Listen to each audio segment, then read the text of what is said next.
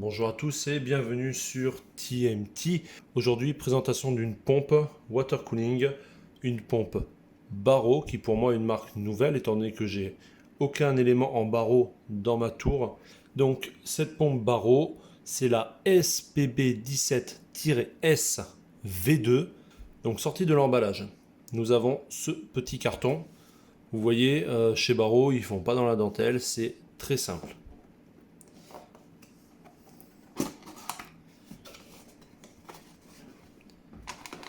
Une mousse, voilà, et la pompe. Basta.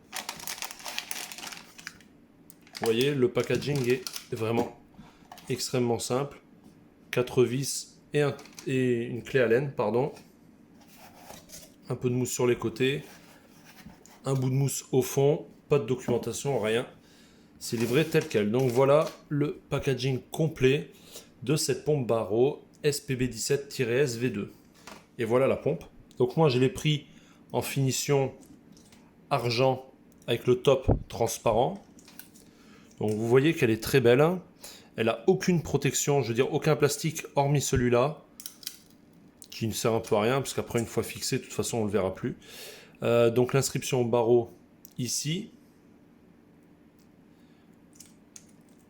Et également à l'opposé à l'arrière. Donc ça, c'est de l'aluminium.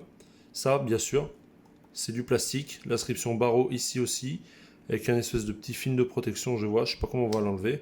Donc bref, la qualité générale, je trouve, est plutôt bonne. On sent que c'est une grosse pièce robuste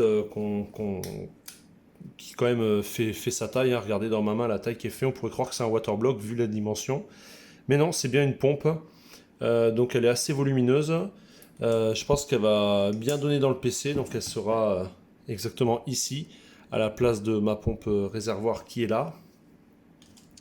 Au niveau des connectiques, alors c'est un peu bizarre leur truc là. Il y en a une flopée. Et c'est vrai que je trouve ça dommage parce que il va falloir tout cacher. Et ça va bien sûr prendre de la place dans la tour. Vous voyez ici, là, on est sur le 3 pins 12 volts. Regardez, il rentre ici. Il fait tout le tour dans cette languette. Et il revient ici. Donc en fait, ça, c'est le 3 pins RGB. Donc c'est ce qui contrôle ce RGB. Donc ça doit pas être un RGB paramétrable avec Aura ou d'autres conneries. À mon avis, on le branche sur une prise 12 volts de ventilateur et ça s'allume. Ça doit faire une petite cinématique de lumière préenregistrée et c'est tout.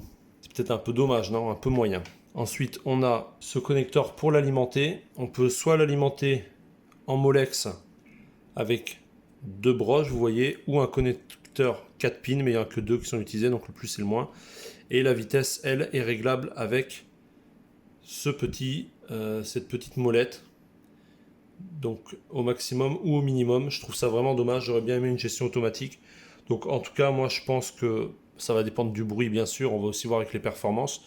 Je verrai quel branchement sera le mieux. Et bien sûr, la molette sera réglée au maximum. Lui, on verra si je le branche ou pas. Et surtout, il faudra bien cacher tous les fils. Le point positif, c'est qu'ils sont du même côté. Donc au niveau caractéristique pour cette pompe, on est sur une vitesse maximale de 4000 tours minute, donc ce qui est quand même pas mal, avec une consommation électrique de 17 watts au maximum, pour 12 volts de voltage, bien sûr. La hauteur de refoulement, ce qui est important, elle est de 5 mètres pour un débit maximum de 960 litres par heure. Et en termes de nuisance sonore, au maximum, elle est donnée pour un peu moins de 40 dB, donc ce qui est quand même pas mal.